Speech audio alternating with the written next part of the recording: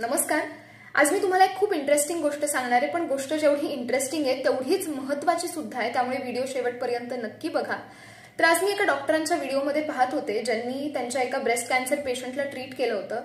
तर ते सांगत होते की हृदयविकार असेल, डायबिटीस असेल, कॅन्सर असेल, हे आजार बऱ्याचदा अनुवंशिक असतात, म्हणजे जेनेटिक असतात, जे आपल्याला आपल्या आईवडिलांकडनं, आजी आजोबांकडनं वगैरे येतात आणि ते आपल्या हातात नसतात की आपल्याला ते होतील, आणि चान्सेस असतात की ते आपल्याला होणार याचे चान्सेस जास्त असतात जेनेटिक असल्यामुळे.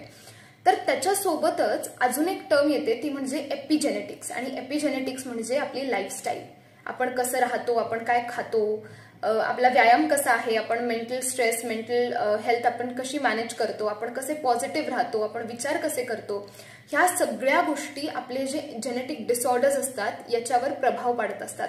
त्यामुळे आपली एपिजेनेटिक्स आपण जेवढी चांगली ठेवू तेवढ्या चांगल्या रीतीने आपण आपल्या जेनेटिक डिसऑर्डर्सवर मात करू शकू.